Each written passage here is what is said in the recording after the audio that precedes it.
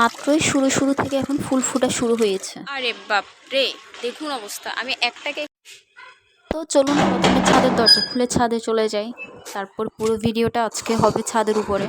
তো নমস্কার বন্ধুরা, অনেক দিন পর, লং টাইম পরে আজকে আমি একটা ভিডিও নিয়ে আসছি, ব্লগ।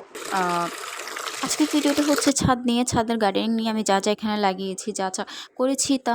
তো উঠেই আমি প্রথমে ছাদে গাছের পানি দেওয়ার জন্য পানি ছেড়ে দিয়েছি ট্যাপ, আর চারপাশটা আপনাদেরকে এক পলক দেখিয়ে দিই। উপরে উঠলে আমাদের চারিপাশটা কেমন লাগে সেটাই এক পলক দেখিয়ে দিলাম। আর তার পাশাপাশি আমার বালতিটা পুড়ে গেছে গাছে পানি দেওয়ার জন্য, দিয়েই আমি উঠে যাচ্ছি নেক্সট স্টেপ, মানে উপরের ছাদে, যেখানে হচ্ছে ফাইনালি আমার গাছ। নিচে যেগুলো ছিল এগুলো হচ্ছে জমিদারের। আমরা যেহেতু ভাড়াটি, আমাদের নিজস্ব কোনো ছাদ নেই, তো যেখানে উপরে ছাদ আছে ওখানে জমিদারের গাছ, আমাদের গাছ বা অন্যান্য ভাড়াটিয়াদের গাছ আছে। তো এগুলো হচ্ছে ফাইনালি আমার গাছ।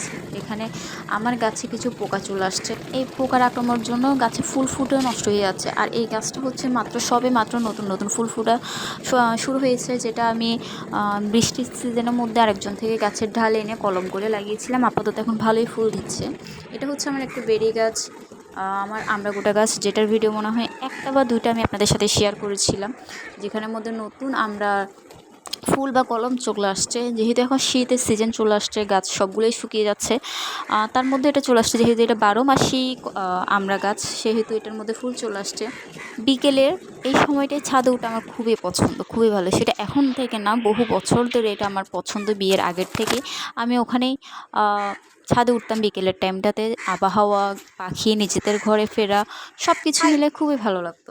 এর মধ্যে আমি ওকে একটু হাই বলেছিলাম, দেখুন ও উড়ে যাবে, যা চলে গেছে। যাই হোক, ও মনে হয় ভয় পেয়েছে আমাকে দেখে, বা বলছে ডোন্ট ডিস্টার্ব মি, আমি অন্য জায়গায় গিয়ে বসছি। যাই হোক, আমি আর ওকে ডিস্টার্ব করিনি। এরই ফাঁকে আমি পুরো ছাদটা আপনাদেরকে দেখিয়েছিলাম, যেটা জমিদারের ছিল, আমাদের পার্শ্ববর্তী প্রতিবেশীদের গাছ ছিল। আর তারপরে আমি আবার চলে আসছি আমার গাছের কাছে, যেখানে একটা মরিচ গাছ ছিল, যেটার মধ্যে নতুন ফুলও চলে আসছে, যেটা আমি রাস্তার মধ্যে খুঁজে পেয়েছি। মরিচ গাছগুলো ওখান থেকে তুলে নিয়ে এসে টুপ করে বসিয়ে দিয়েছি, কারণ গাছ আমার ফেভারিট। আমার গাছ অনেক অনেক অনেক ভালো লাগে, যেটা সবাই জানে। যাই হোক, বিকেলের পরিবেশটা দেখুন আমি কেন এত পছন্দ করি, এনজয় করি। চারপাশের আবহাওয়া, প্রকৃতি দেখলেই হয়তো বা আপনাদের দেখেই বুঝতে পারবেন আপনারা। যখন সূর্য যায় বিকেলের, আকাশটা পুরো লাল লাল মেঘলা হয়ে থাকে, তখন অনেক ভালো। আর এখন যেহেতু শীতের আবহাওয়া, 4টা 4:30 বাজলেই আকাশটা মেঘলা হয়ে যায়, চারপাশটা, পাখিরা নিজের ঘরে ফিরে যায়, চারদিকে আজানের একটা কলরব চলে। যাই হোক, আমার বিকেল টাইমটাই এত ভালো লাগে। এদিকে আমি একটু সামান্য নিজেকে নিয়ে রং করে নিচ্ছিলাম ক্যামেরার সামনে, তারপরে আমি আপনাদেরকে আরেক পলক আমার গাছেরগুলো দেখিয়ে দিয়ে আরেকটা বিশেষ জিনিস দেখাবো, যেটা আমার সাধারণত সচরাচর ছাদে উঠলে খুব ভালো লাগে।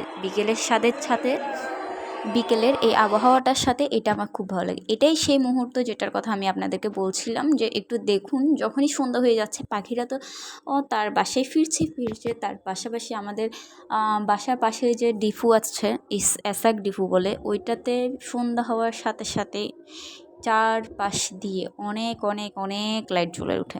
আর এই সবগুলো লাইট দেখতে, দূর থেকে দেখতে এত সুন্দর মনে হয় যেন হাজারো তারা ওখানে মিটিমিটি করছে, জ্বলছে। দেখুন, ক্যামেরাতে আপনারা কতটুকু বুঝবেন জানি না, কিন্তু এটা যখন বিকেলে ছাদে ওঠা হয়, বিশেষ করে সন্ধ্যার টাইমে যখন একটু একটু আধো আধো অন্ধকারে নামে, তখন এই জিনিসটা দেখতে খুবই ভালো লাগে। তো বিশেষ করে এই জিনিসটা আমারও খুব ভালো লাগে, দেখতে ভালো লাগে। তো আমি ছাদে উঠলে এটা কখনো মিস করি না, বিশেষ করে আমি ছাদে উঠি ওই টাইমে। তো ভালো লাগলে ভিডিওটা লাইক, কমেন্ট, সাবস্ক্রাইব করে দেবেন, শেয়ার করে দেবেন। Thank you.